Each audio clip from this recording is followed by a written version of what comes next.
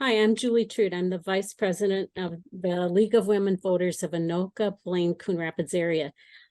Today, we're going to hear from Connie Moore, the Executive Director of Alexandra House. She has worked in this field for 40 years and been the Executive Director at Alexandra House since 2001. Nearly everybody who has worked in local government has heard from Connie and the work that she does. Many in our high schools have as well. Tonight, the League of Women Voters will hear her talk about violence against women in our area, how victims are supported, social impacts, the need for financial support, and why funding has declined even as demand for services has increased. So welcome, Connie. Thank you so much. And I just want to thank you all for inviting me to meet with you and provide you with this information and answer any questions. As was stated, I've been doing this work for quite a few years. I always tell people that I started when I was 10, but that's not true. So, but I've been with Alexandra House for a major part of the time that I've been doing this work, and I've worked at other domestic violence programs around the metro area over the years, but primarily with Alexandra House. And I started with Alexandra House in 1988 and have held different positions during that time. Came back as the executive director. I left a few times and came back as the executive director in 2001. So that's a little bit of my history there. So yeah, I'm ready to move forward and start my presentation if you would like me to do that. Let me start a little bit with the history. Alexandra House actually was started in 1977 by 4 pioneering women who saw incidences of domestic violence in their community and wanted to do something about it. And so established, actually it was called the Anoka County Battered Women's Task Force. But within a year, they had established a 24-hour hotline that in that process, they learned that there was more need than just someone to talk to, but what we really needed was a shelter. So they, the first shelter was established in 1980 in Fridley, actually, and then moved to Blaine. I believe it was in 1983.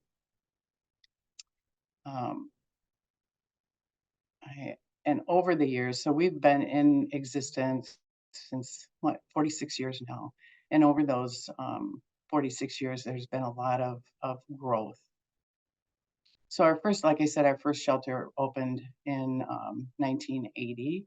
And since then, we have the Alexandra House has evolved, and we currently have 8 programs that impact the lives of over 13,500 people each year. What stayed the same is our core mission. And our mission is to empower victims, survivors of domestic and sexual violence, and inspire social change through education, support, and advocacy.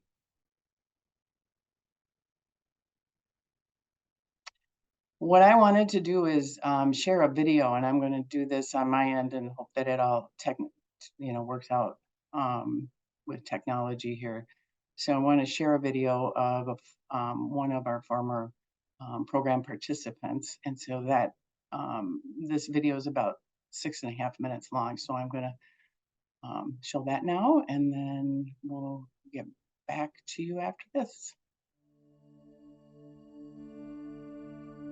I was in an abusive relationship on and off for about 10 years. Verbal abuse, mental abuse, emotional abuse, things that I thought, oh, this will change, this will be different, when he's not drunk, it's not gonna happen. When we have people come to our shelter or come to us to work with us or looking for help, they're at a point, a really low point, and they're also at a point where they don't know where else to turn. They were told they're worthless, they won't amount to anything, you're nothing without me, you can't do this without me. Second to third year, I started getting physical. And then it was worse and worse the more he was drinking, or the more I would try to confront him on those issues. I thought, how am I gonna get away from this? I don't have anywhere safe to go. I don't know what to do. I would leave, I would take him back, leave, go back. The longest I think I had been gone was about almost a little over a year. And I think around that time, he had realized, this is it. She's not coming back this time. It's done, it's over. I had brought my daughter and my other son back to their dad's house, came back to my mom's house, and his car was there. And I just knew, this is not gonna go well. This is just inside me, this is not gonna go well. And he was passed out in the basement, and I kept trying to wake him up and tell him, like, you need to leave. You're not gonna do this in front of my kids no more. I told you to leave, I told you I was done. It's time to go.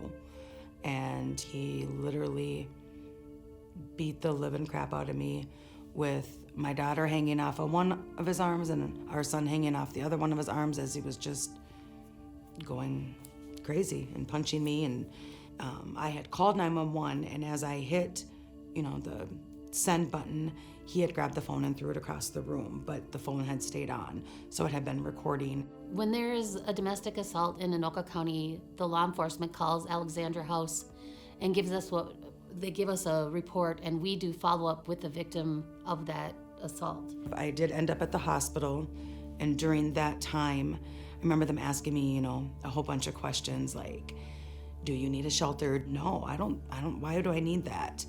They've been conditioned to think that the behavior that's going on there is normal, or that it's their fault that it's happening. If you wouldn't be so lippy, I wouldn't have to beat you, something like that.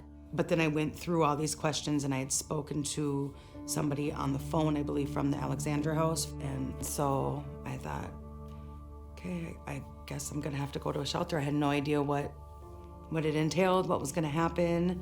When they do actually have that strength or have that courage to reach out to us, we try to let them know, this isn't normal, this isn't okay. You deserve to be safe, you deserve peace, you deserve not to be, physically assaulted, verbally assaulted, emotional abuse, any of that is not normal.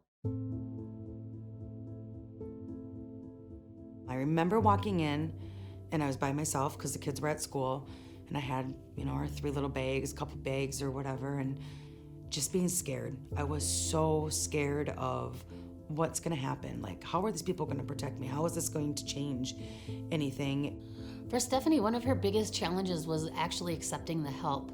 But when she was in the shelter and she saw that there was all these other women, everybody's story is different, but everyone's there for the same reason. And when she saw that she's not alone, she wasn't exaggerating things, that she actually was a survivor of domestic abuse and she deserved the support and help that we were giving, she ran with it. And then it was dinner time, and I remember, there's these tables, and you don't know anybody, you don't know anything, but yet you're all going through the same thing. So you have this connection in a way, this unspoken thing almost. And I met some pretty amazing women in there, something I never thought I'd go through, and now going through it, it's amazing. Changed my life. Women and children are staying at our shelter, it's their home. And so we do everything in our power to make sure that they feel comfortable, that it's a refuge. We were at the Alexandra House for about 6 weeks, maybe 7 weeks. We were there quite a while. During that time, I still had court processes to go through. My abuser was trying to fight me for custody of my children and fight the case at the same time. All of this was going on. We did have an advocate support her through the criminal process, through his proceedings, and she also met with one of our civil advocates who works with the court to file what's called an order for protection. You have to have that support system. You have to have that person or somebody that's been through it before or understands you and can empathize with you and explain to you, it's hard right now and it might get even harder, but at the end of it, it's so worth it. the self-respect I have for myself, the love I have for myself. Never had that before. I never had that. I have my happiness, I have my joy. My kids are happy, my kids are healthy. They still struggle. They still go through bouts of whatever. They're still in therapy. My kids, my two youngest, are still in therapy. They're still working through their issues, but it gets better every day. You could have never told me that it was gonna get better. There was nobody that could have showed me it was gonna get better. I don't care if you had a magic crystal ball and said, look, 2 years from now, or a year from now, or 3 years from now, this is where you're gonna be. I would have never believed it, ever. My life now, I am so grateful. Oh, I think Stephanie's story really speaks to um, the impact that domestic violence has on not just the primary victim, but also on the children, and the critical need for the services that Alexandra House provides. As you can see from this slide, there's 1 in 3 women have experienced some form of physical violence um, by an intimate partner, and this can include a wide range of behavior, including, and I think, you know, in the video it talked about the emotional and psychological abuse, and that doesn't get talked about often, but that is as impactful and crippling on a victim survivor as any physical abuse. And having done this work for many years and worked with many victim survivors, I heard that over and over again. In fact, at some point, many of the women I've worked with have said, I just wish he'd hit me and get it over with, because this is, you know, the emotional and psychological abuse is very difficult, and internalized, and almost harder to heal from and recover from than the actual physical abuse. So this is really a critical issue, and it's in our community, it's, I think some people believe that it only happens to certain individuals, but it crosses all economic, social, educational backgrounds. It is not just certain people who experience domestic violence or even sexual abuse. Um, Another statistic that I think is very eye-opening is that 10 million abuse victims experience physical violence by an intimate partner every year, or 20 people every minute, um, who are experiencing domestic violence.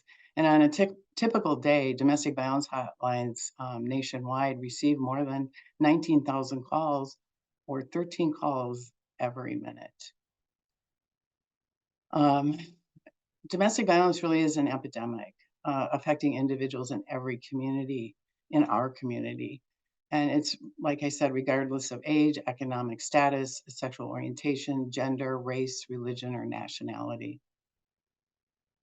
And I think the other thing to understand too is that it isn't just women who've experienced domestic violence.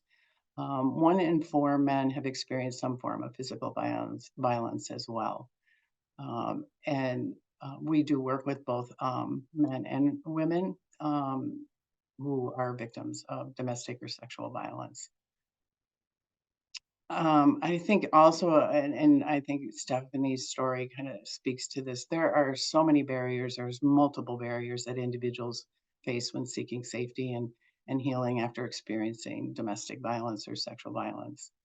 And at Alexandra House, one of the things that we really understand, and the way we operate, is we have, you know, our wraparound services really work to address and break down those barriers, as well as so that families can move forward in a violence-free life that they've created for themselves. So, you know, it truly is a critical issue in our community, and in our country. Statistics, we can, I know, you know, when I go to different presentations and stuff, a lot of times you get a lot of statistics thrown at you, but I think it's really important to see what's really happening here in Alexandra House, or I'm sorry, in Anoka County. In 2022, law enforcement in Anoka County responded to over 13,700 domestic violence calls and 930 criminal sexual conduct calls. And you can see that there was an increase from 2021 in terms of particularly in the criminal sexual conduct calls in Anoka County. And in 2022, there were 24 known domestic related homicides in Minnesota. And right now we're I believe at 36. We've lost 36 lives already in 2023 that have been confirmed. So that's a huge increase, obviously, from 2022. We're on pace to probably have the highest recorded number of domestic violence related deaths in Minnesota in 2023. And this data is as of the January 2nd of 2024. And in the last decade, when you look at this, there are more than 250 Minnesotans known that have lost their lives to this type of violence. Not all of these cases necessarily are known either, because it isn't always known for sure if it was a domestic violence homicide in some cases. So these statistics aren't necessarily don't reflect perhaps all of the homicides that have actually occurred. In 2022, Alexandra House impacted over 13,500 people in throughout our various services. We also, in terms of just unduplicated or providing individual ongoing services to individuals, there were over 1,559 individuals that we provided services to. One of the things I want to talk a little bit about too is that the pandemic really had an effect on intimate partner violence and on victim survivors and the programs that serve them in many ways, including increased isolation, increased reduced resources, and forced quarantine with their abusers. One of the things that we did see too was that there were fewer calls or folks going to the hospital for assistance, and I think a lot of that had to do with the pandemic and people not feeling safe going to the hospital or for help. But domestic violence is a third. I think the other thing too, we talk about domestic violence as if it's in a silo, or sexual violence as if these are two separate things that kind of happen separately, but domestic and sexual violence are really the intersection with other social issues is important to understand. Domestic violence is the third leading cause of homelessness. The latest statistic that I saw was 57% of women who are homeless reported that they were victims of domestic violence. That's a huge number. And there's also, when you're talking about homelessness for youth, the number of homeless youth is directly connected to violence within the home. And many victim survivors and their children are forced into poverty as a result of domestic violence, because they're, having to leave their home, losing the financial support of the person that they are leaving. And physical and mental health issues are also another outcome of domestic and sexual violence. We're talking about individuals who are experiencing an extreme amount of trauma in their lives, which obviously is going to impact their physical and mental health. And a lot of that is long-term impact as well. I think one of the things that I've the CDC did a report on this and really talking about the long-term impact. And when you talk about brain injury, we work with a lot of victims who have sustained brain injury as a result of domestic violence.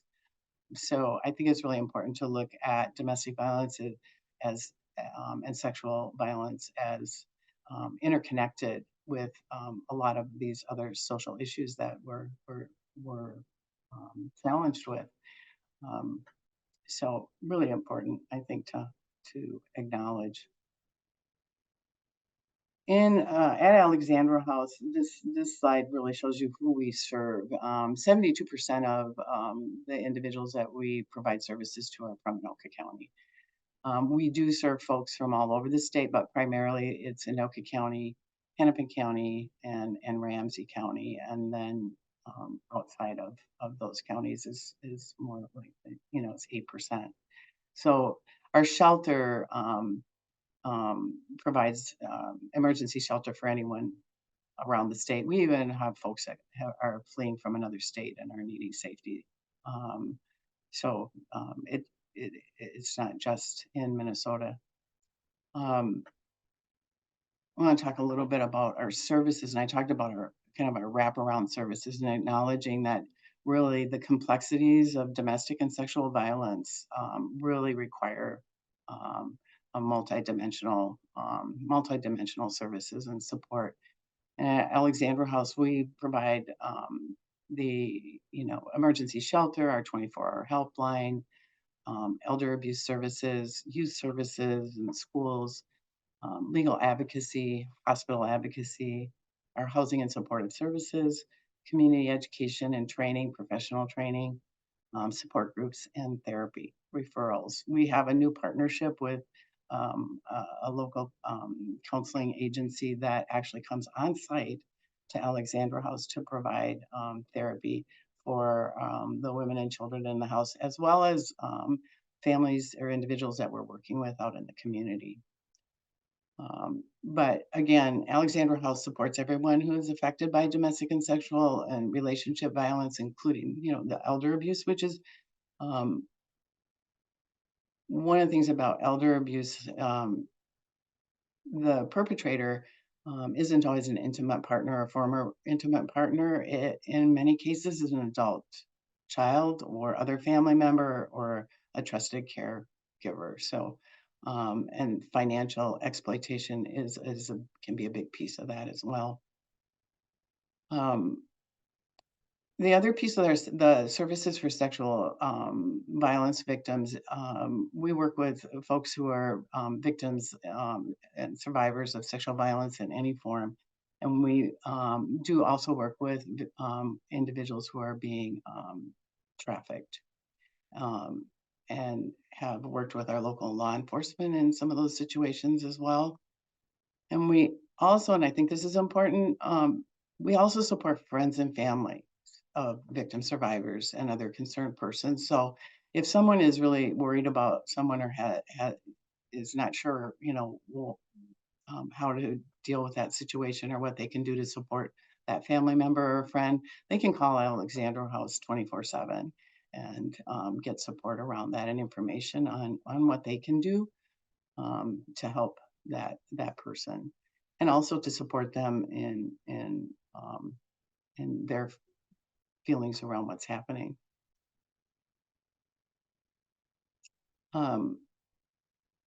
I'll talk a little bit about our 24-hour shelter. Our 24-hour shelter is really providing a safe place to stay for individuals and their children when there is a safety risk due to domestic or sexual violence. I think it's important to note as well that when someone is living in an abusive relationship, it can be the most dangerous time for that victim survivor, and access to a safe place to stay is very critical. And I think I talked a little bit about the pandemic and the impact that had on domestic and sexual violence survivors. And during that time, because we have a congregate living situation in our shelter, We have 35 beds, but because of the pandemic, because of COVID, we needed to, oops, did I change that?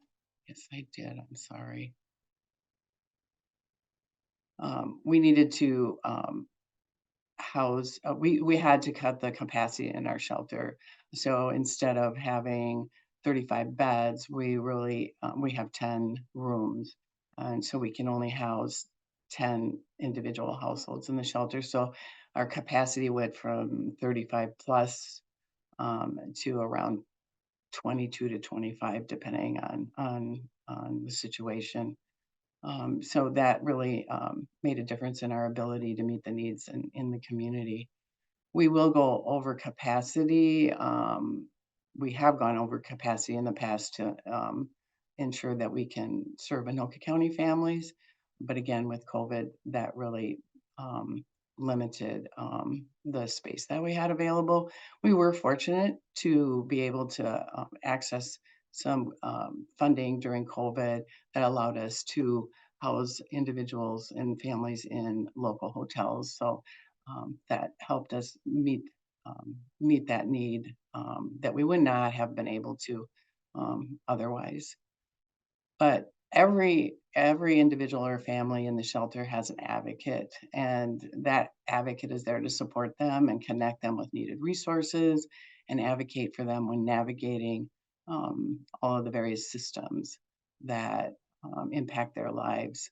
I also want to note that, look on the slide here, that we had an increase of 8% in the number of requests for shelter in 2022. We don't have our 23 stats yet, or I'd be giving those to you, but you can see that there was an 8% increase in 2022 in the need for shelter.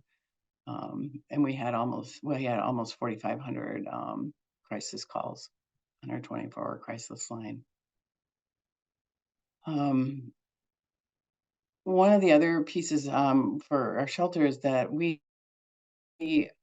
Alexandra House partners with District 11 to allow all of our school-age children residing in the shelter to attend a nearby school with very minimal disruption. And that has been an existing relationship with District 11 for many, many years. I know we were working with them when I first started at Alexandra House in 1988. So that's been a long, long partnership. But some of the services provided in shelter include we have a food shelf. And so when a family or an individual is leaving the shelter, they are able to access our food shelf. And it's not just food that we are able to provide them with. We're able to provide them with household goods as well as personal hygiene products as well. And our food shelf is also available for our community program participants. So the folks that we're working with through our community program, which you'll learn a little bit more about in a bit here, are also have access to our food shelf, which is really important for them in keeping themselves, their family fed and stable. Advocates in 2022, this slide shows you some of the numbers and the work that advocates were doing, but really advocates are there to provide the advocacy and support and that every individual or family is needing. And as our video talked about, each family has their own story and they have their own unique needs. There are a lot of similarities, but each has their own needs. And so the support that are provided by our advocates includes advocacy and support in relation to employment, financial literacy, education, housing, basic needs, including our food shelf, financial aid for legal expenses, moving expenses, application fees, utilities, housing, and rental assistance. And I could go on, car repairs, transportation, gas cards, and so much more. And our the way we approach this is we meet each individual or their family where they're at based on their specific situation, needs, and goals. And so it's really driven by that victim survivor and what their needs are in how we advocate and support them through their process. Um, Talk a little bit about our legal advocacy services. As you can see, that's another area where we saw an increase in 2022. We had a 7% increase in the number of individuals who needed support through our civil and criminal court processes, and also we're able to provide free or low-cost family law referrals. We have a partnership with the Anoka County Attorney's Office and called the Order for Protection Project, and we have volunteer attorneys as well as contract attorneys who will work with um, victim survivors who are going through the civil court process and getting an order for protection. And that's made a huge difference because they're now much more able to get some of the relief that they need in being able to not have to go back into a bad situation. In the past, before this program started, there were victim survivors were often having to go back to their abuser because they weren't being awarded any kind of child support or other kinds of relief that they now are able to get because of our partnership with the Anoka County Attorney's Office and their civil division around getting the child support issued. So we assist them in completing and filing the orders for protection or harassment restraining order, depending on what's more appropriate for that particular situation, for their particular situation. And as Stephanie talked about, we also support them in going through those the different court hearings, whether the civil or criminal court hearings. So, which is critical. I mean, it's very intimidating for victim survivors to go through those court processes they're not familiar with. They don't have to face their abuser alone, which can be really scary and intimidating. And so that's a huge, I think, service for victims. We also work in helping victim survivors create a detailed and intensive safety plan so that they have a plan in place in case they find themselves in a situation that they need to get out of. And as I said, some of the attorneys donate their time to assist our victim survivors in those different situations. And we've had a relationship with our local hospitals since 1987, and that's grown over the years. And when we took on sexual assault services back in 2009, that also meant responding to the hospitals when there was a sexual assault victim presenting at the hospital. And so working with the sexual assault nurse examiners program, we work in tandem with them when a victim is at the hospital and needing a forensic exam after a sexual assault. They also are doing forensic exams for domestic violence survivors as well now. We did see a decrease during the pandemic in folks accessing the hospitals, I think I said earlier. So those numbers went down a little bit during that time, but we're seeing those climb back up again now as people are more comfortable going to the hospital. But you can see the numbers there. I think, again, one of the things that I really want to emphasize is that Alexandra House we don't do most of our work alone. We have community partnerships with all of our local law enforcement, with prosecution, and with including the county attorney's office, with our local hospitals. And we are providing services in all of the school districts in Anoka County, where we're providing educational presentations to students around healthy relationships and also providing individual support and support groups for students who are experiencing violence, either in their home or in a dating relationship. Um, so I really, I think the importance of the community partnerships we have and the community support that we have is key to the work that we do and to the success that we have. These are just some quotes from folks who have used our services over the past year or two. So I wanted to share some of those because I think really speaks to the work that we do every day in making a difference in the lives of each person that we help and in our communities, and the importance of that our being here and being a resource for individuals who are experiencing domestic or sexual violence or elder abuse, and sex trafficking.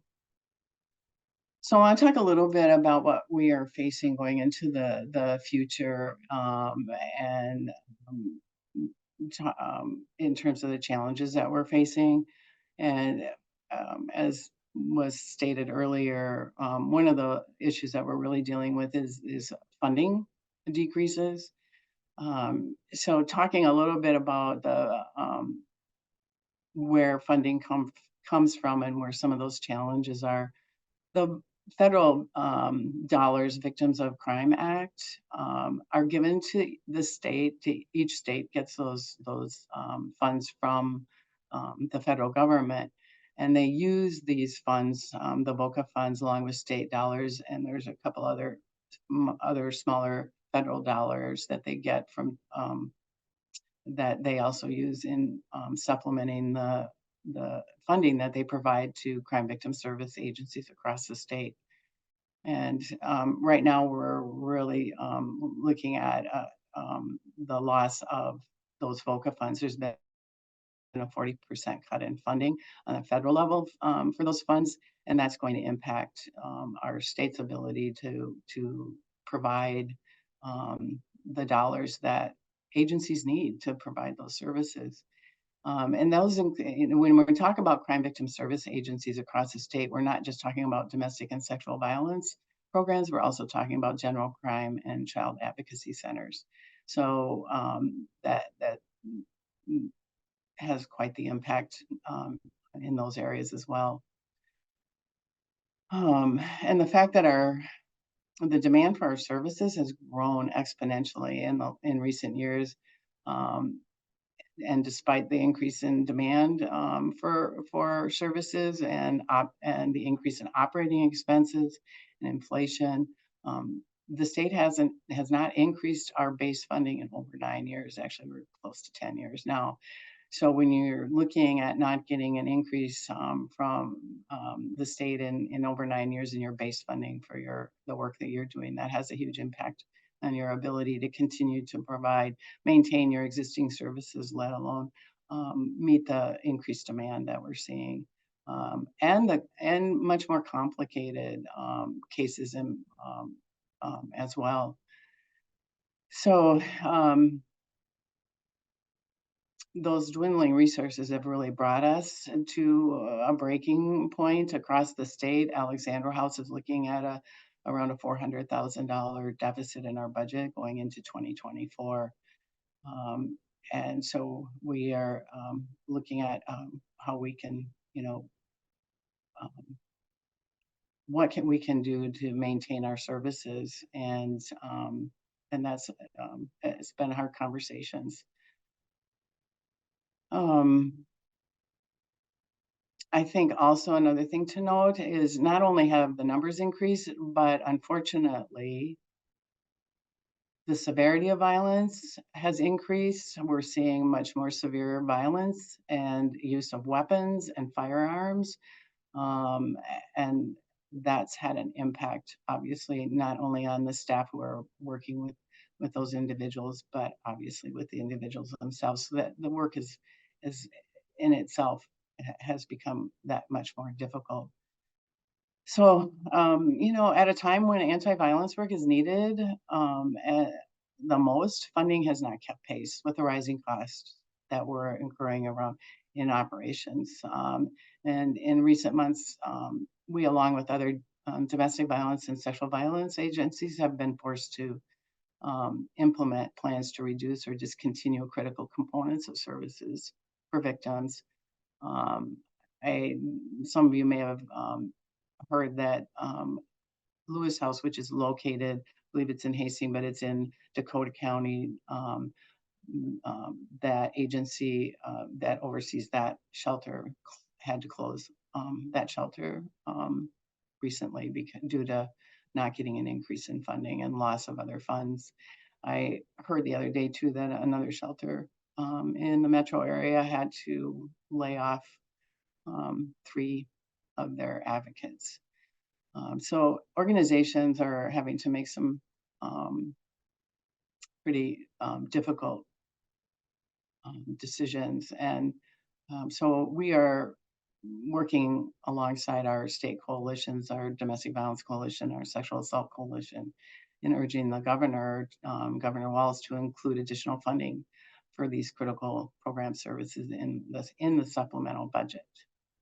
And hoping that we can get that to happen, because many of particularly in the rural, in greater Minnesota, are struggling. You may only have 1 or 2 staff in some of those programs, and many of those programs are serving up to 3, 4, 5, 6 counties. And when you think about the geographic implications of that, it's quite the struggle. We are also looking at donor fatigue. One of the things that we, looking at our year end, we're seeing a 30 to 32% decrease in individual donor giving. And there's multiple reasons for that. One is, just folks in looking at, what their feelings are around the economy. Even the economy is doing well. But also, there's been a lot of crises on a national level and on a state, and in our country, where people are being asked to help and provide financial support.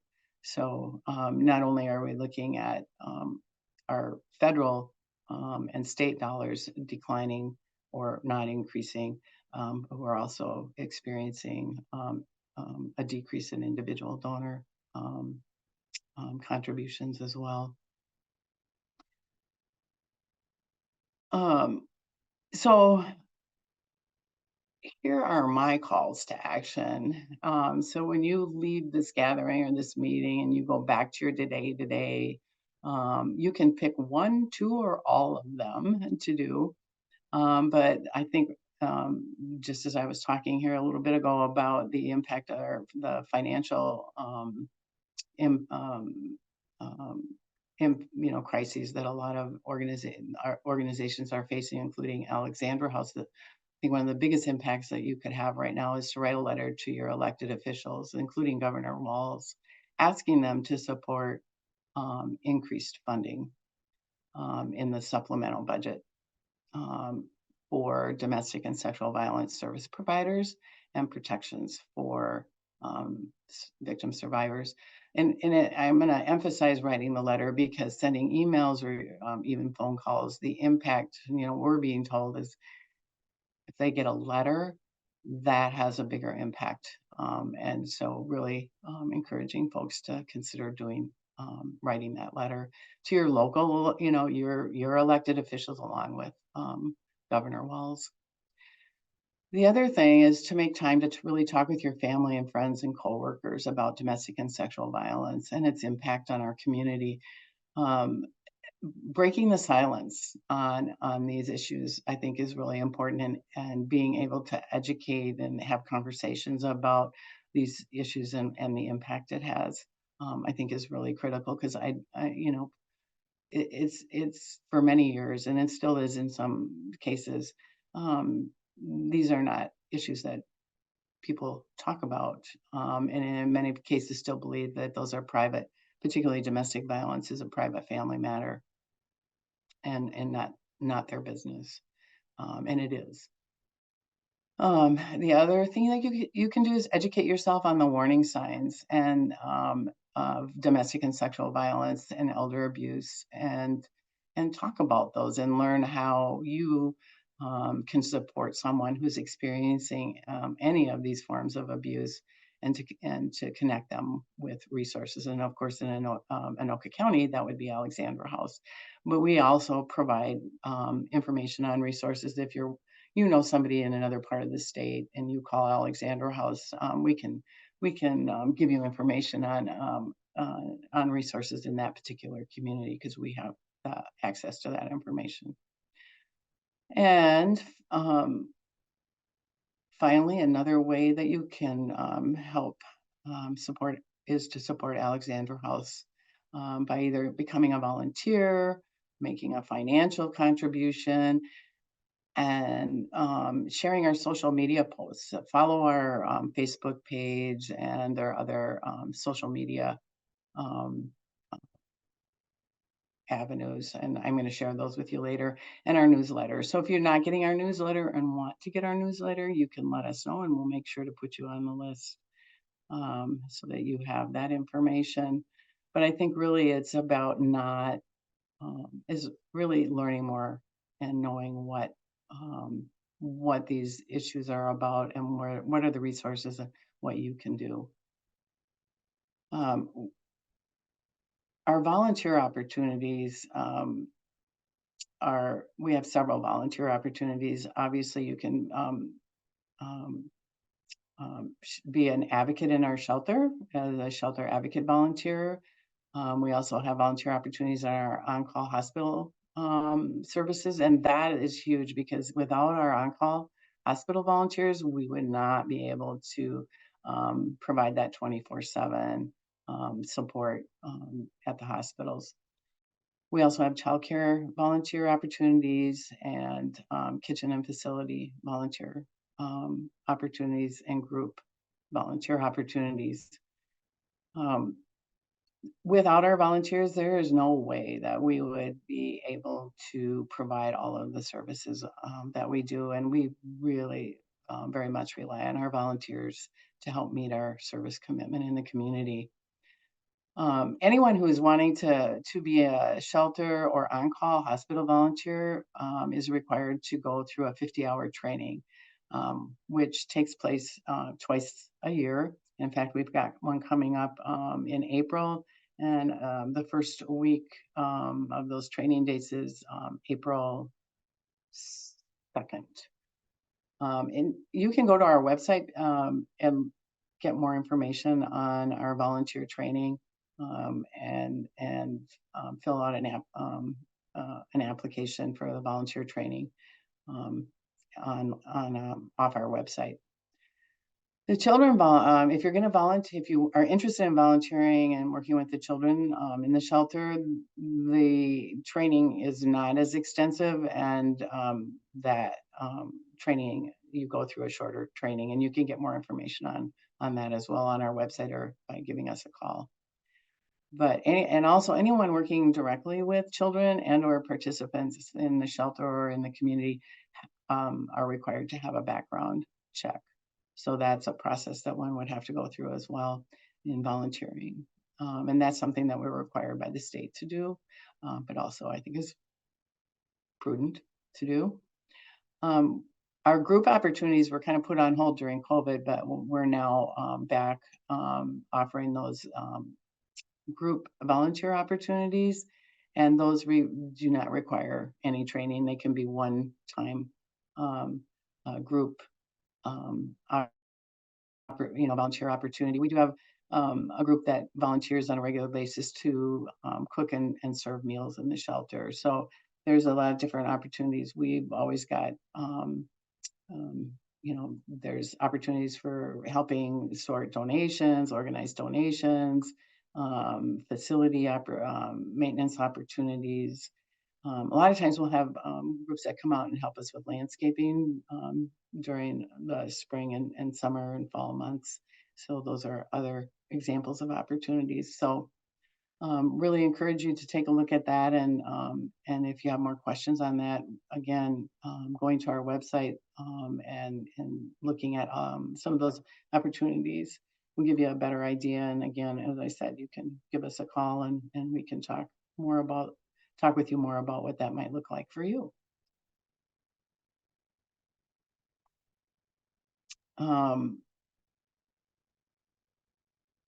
Again, and I say this over and over again, when I talk to people, there is no way that we could do the work that we do without the support from our community. It's what makes our work possible at Alexandra House. And we really rely on that support, whether it's volunteering, donations of financial donations, or donations of goods, clothing, and other things. We do have on our website too an up-to-date list of what our urgent needs are. So you can always go to our website and check that out if you're interested in donating goods that will help us in doing our work. And we update that list on a regular basis. So, and our website is www.alexandrahouse.org. And when you're doing that, we would ask, we'll schedule a time with you to drop off those donations. Staff will schedule a time with you to do that in advance, so that we know that you're coming, and and so we have that, and that what you're wanting to donate is a need that we have at that time. Right now, our donations of material goods we're on hold until February because we're still working through the donations we received over the holiday and don't have the capacity right now to take in some of those donations. So we'll be back accepting material goods unless it's an urgent need that you see on our website. We'll be doing that in February. I think one of the best ways you can support our mission is to start talking about these issues and letting others know that about your intolerance for violence, and because you never know who's listening, and it helps break the silence around these issues. So really encourage people to have those conversations, because you never know. Someone might hear what you're talking about. It may make a difference. Either they might recognize that they have, they might be in an abusive relationship, or that someone they know is, and that they then can seek the help that they need. These are our social media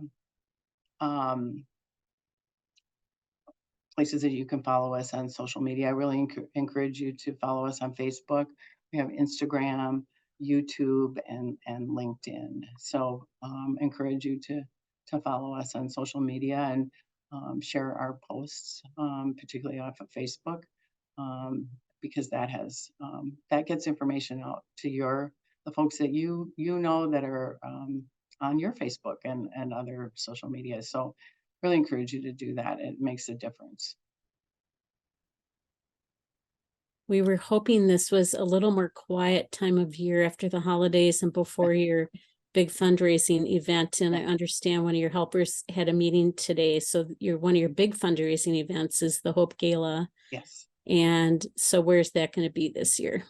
So the Hope Gala is going to is March 23rd, and you can get more information on our website, but it will be at Mississippi. Gosh,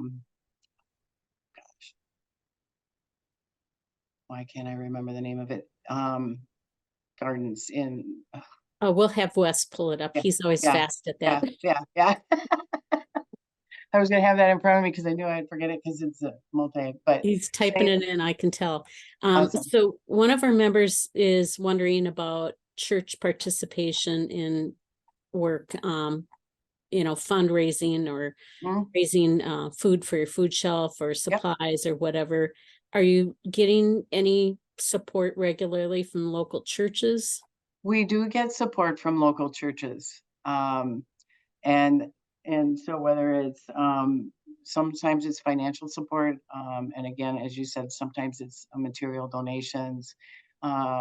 during our holiday shop time, we get support from local churches as well. So, and I know we have a group from one church who comes. I think that's the group that comes in and prepares them and serves a meal on a regular basis. So, And then, what about the county? Is Anoka County mhm, providing any funding for your mhm. services, or just kind of more in kind with the county attorney and social workers? And No, we do get funding from Anoka County through we get an annual funding of 25,000 for our community services. We also get funding from the county attorney's office for legal advocacy and sexual support advocacy services. So we have a couple of grants from the Anoka County Attorney's Office for that. So we do get some support from the county. We and we, also, oh, I'm sorry, go ahead. oh, I'm sorry. I see that it's the Leopold's Mississippi Garden Yes, is the location. I always forget Leopold's. Yes, it's a fantastic venue, and we're hoping we outgrow the venue. Actually, last year we had our largest um, um, uh, participation at the gala. So it's a serious event, but it's a fun event at the same time. So if you haven't been, I encourage you to join us this year. We're having the masquerade ball this year.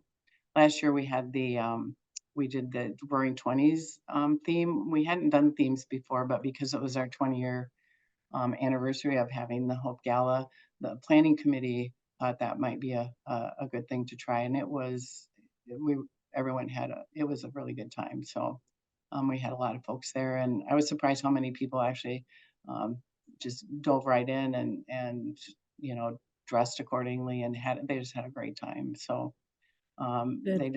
the planning committee decided they wanted to do a theme again this year. So one of the questions that we have is somebody recognizes the important work you do, but they wonder if there's any work going on to really figure out how do we reduce this kind of abuse between couples and in relationships, and how do we get people to stop recognizing this is Mhm. okay. And I just want to add, I know when I was Andover's mayor that law enforcement, the local captain that would come and attend our meetings, was telling us about how frequently they were getting involved in fights between boyfriends and girlfriends and breaking those up and sending one to jail, and intervening between teenagers and one of their parents. And it was a little bit shocking. I keep thinking, when is this cycle going to end? It's like it's tolerated and it continues. What can you tell us about that whole topic? Prevention work is critical, and that's one of the reasons that we have over the years we started working with Anoka Hennepin School District in Spring Lake Park back in the early 90s, I think, and have been able to expand those services across the school districts in Anoka County. So a lot of education, educating our youth. We'd really like to be able to get into the middle schools more, but we don't have the staffing, the capacity to do that at this point, because I think the younger you start, the better. So really, it's about educating our youth, but it's also about educating ourselves and around these issues, and like I said before, really talking to each other about it, and breaking the silence on that, because it is something that's you know people need to take on and address it. Alexandra House can't do it itself, and other agencies doing this work cannot do it itself. I think in the schools too, I know there's a push to have funding for more of that prevention work in the school districts across the state. Um, One of the things that we've seen is that there's for whatever reason, getting those prevention dollars is really hard. They're just not out there, and so it that's something that certainly, in talking with elected officials, would be an important thing to mention to them too, as well, is that this is something that really needs to happen. There's work there are programs that work with perpetrators and helping them. Um, look at their behavior and change their behavior. So that's another area that is happening around the state. And I know that there's a need for more of that as well. But this is a really, I mean, when you talk about what's at the root of the problem here, why do, it's about power and control, and someone thinking that they have the right to have that control and power over someone else, and how they gain that and maintain that power. Um, um, Hmm. so it is really looking at that piece as well. So how do we change that? And you look at um, women's value and place, and and yes, men are also victims of this, but I'm kind of looking at from the perspective of women, survivors, or women being victims of these um, crimes.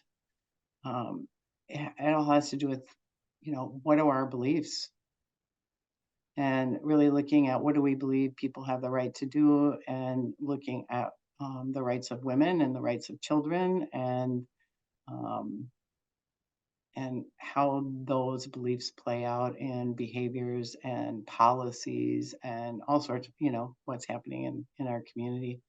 I talked a little bit about the intersection between poverty and homelessness, and that's directly connected to those values as well. So these are all connected. So there's no easy answer. And I think that's one of the other things, is that a lot of times, we look at wanting to have kind of a quick fix, or what's a simple fix, and there is no simple fix. It's a very complex issue, and it isn't about what's happening necessarily just between two people. It's about what are the values in our social values, and how we value um, particularly women and children in our community or in our country. So I'm sure you could have a college course on it and not oh get yeah, anything. yeah. It is a very complicated and involved Mhm. issue, and Yeah. you've just made us all stop and think, and probably have some important conversations with the people that we know, so we Mhm. can start some of those conversations. As you say, we need to be talking about the issue instead of just like, I don't want to go there. It's kind of scary, and most of us have not had experiences with family members dealing with this, but when somebody does, I'm sure it's just shattering. Well, I was Go ahead. I was at a meeting the other day, and and everybody in that meeting were I think there were like 6 of us, and we were all women. And in that group, um, 4 of the 6 women had experienced domestic and or sexual violence in their lifetime personally, and also knew other family members or friends or acquaintances that had the same experience. So, Like your statistic on one of your early slides, very mhm, much. mhm, One of the comments I have in the chat is about cities contributing. I know the city of Andover uses charitable gambling mhm. tax funds, and I contacted Jim Dickinson today, and he said, Oh, yes, thank you. we did fund Alexander's shelter for Yeah, 2024 for yep, 23,600, or 24. It's 15,000 plus 86. That's 23,600. Yes. uh, He listed 2 sources, but he said it's all going to come from charitable gambling mhm, taxes, which mhm, cities can disperse to mhm, mhm. 501c3. And I know you've gone to many other cities. Are there other cities doing this? Because it's certainly an easy way for some of us to advocate to our communities Yes, that they can tap into this fund that most yes. cities tax, some do not, Mhm, and deal with some of the harms from gambling. mhm. We do receive funding from other cities. Not all cities in Anoka County provide funding. So, um, and each city has different capacity. And as you said, we do receive funding from Andover, but not all of the cities in Anoka County provide funding. So, That'd be something, we have, our members are from throughout Anoka and mhm, northern Hennepin Mhm. County, it would certainly be, when you see the amount of money that goes through our communities, it's more money than people pay in property taxes, gets Yeah. paid for pull tabs.